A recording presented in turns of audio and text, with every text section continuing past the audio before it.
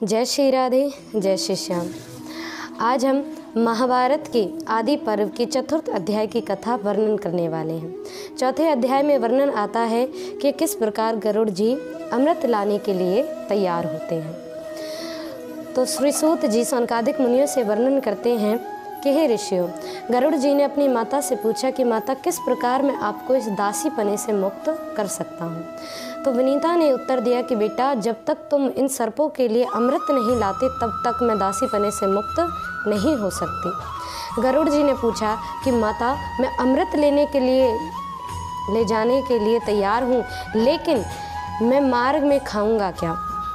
तो विनीता ने उत्तर दिया कि तुम निषादों की एक बस्ती तुम्हें मार्ग में मिलेगी, उन्हीं निषादों को खा कर के तुम अपनी भूख तृप्त कर लेना। अब यहाँ से आगे गरुड़ जी जैसे ही उन निषादों को खा कर के अपनी भूख तृप्त करके आगे बढ़ते हैं तो कश्यप मुनि के पास जाते हैं और कश्यप मुनि से प्रश्न करते हैं। कश्यप मुनि ने कहा कि हे बेटा गरुड़, तुम सकुशल तो हो। गरुड़ जी ने कहा कि पिताश्री, हम सकुशल हैं, परंतु भूख के कारण हम सकुशल नहीं रह पाते, मतलब हमारी भूख तृप्ति नहीं हो पाती। इस बात को सुन करके तुरंत कश्यप मुनि ने कहा कि यहाँ से आगे अलम्ब तीर्थ में जाओ और उस तीर्थ में तुम्हें एक सरोवर में एक कछुआ और एक हाथी युद्ध करते हुए नजर आएंगे और उन्हीं को खा करके तुम अपनी भूख तृप्त कर लेना।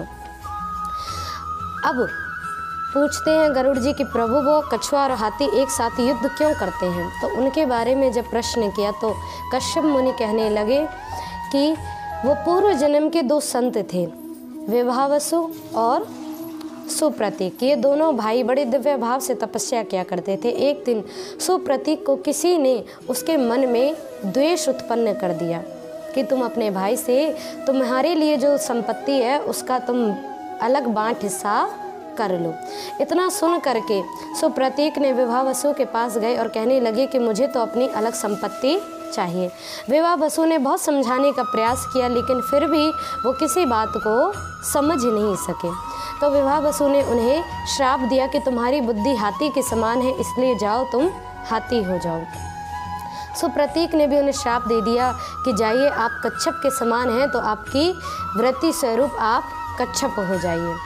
उसी दिन से वो दोनों ऋषि हाथी और कछुआ बन करके सरोवर में युद्ध कर रहे हैं।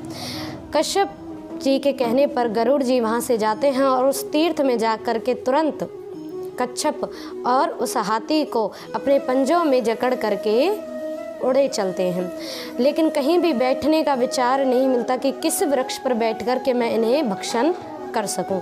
एक वृक्ष पर बैठने का प्रयास करते हैं, शाखा पर बैठने के लिए तत्पर होते हैं कि तुरंत ही वो शाखा टूट जाती है और उस शाखा को गरुड़ जी अपनी चोंच में पकड़ते हैं। उस पर देखते हैं कि यहाँ इस शाखा पर तो बाल खिल्य मुनि लटके होकर तपस्या कर रहे हैं।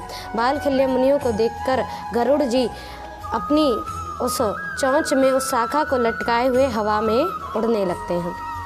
कश्यप जी के कहने पर उस शाखा को गंधमादन पर्वत पर रखते हैं और बाल खिल्य मुनियों की कृपा से अब गरुड़ जी गंधमादन पर्वत की उस चोटी पर जाकर के कच्छप और उस हाथी का आहार कर लेते हैं।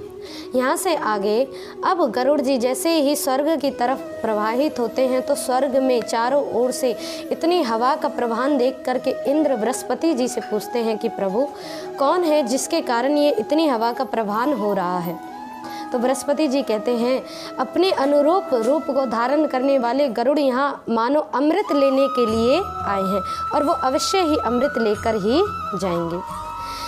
तो इंद्र इत्यादि देवता गरुड़ से युद्ध करने के लिए तैयार हो जाते हैं। गरुड़ उसको ऊपर वानों का प्रहार करते हैं, लेकिन गरुड़ जी फिर भी उन सब को अपने पंखों के द्वारा आघात करके आगे बढ़ते हैं।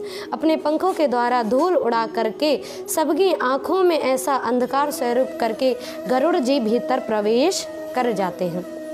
गरुड़ जी ने देखा कि जहाँ अमृत कलश रखा था वहाँ मानो अग्नि उत्पन्न तो हो रही है। गरुड़ जी ने अपने मुख के 1000 रूप धारण कर उनमें नदियों का जल भर के उस अग्नि को शांत किया और सूक्ष्म रूप छोटा रूप धारण करके उस अमृत के पास जा पहुँचे। जैसे ही उस अमृत कलश को उठाया, अब गरुड़ जी उस अमृत कलश को ले जाने के लिए तत्पर हो गए। इंद्र उन्हें रोकने लगे, कहने लगे कि महाराज ये अमृत सर्पों का अधिकार नहीं है। तो गरुड़ जी कहने लगे प्रभु मुझे अपनी माता को इस दासीपने से मुक्त करना है, आप ये अमृत ले जाना वहाँ से जहाँ इस अमृत को मैं रखूँगा। इंद्र इस बात को स्वीकार करते हैं और गरुड़ को वो अमृत ले जाने की स्वीकृति दे देते हैं। तो यहाँ पर महाभारत के आदि पर्व का 4th अध्याय संपूर्ण होता है। तो ऐसे ही आप सभी महाभारत की कथाओं को श्रवण करते रहें, ठाकुर जी का नाम लेते रहें, स्वस्थ रहें, आनंद में रहें और राधे राधे बसते रहें। जय श्री राधे, जय श्री श्याम।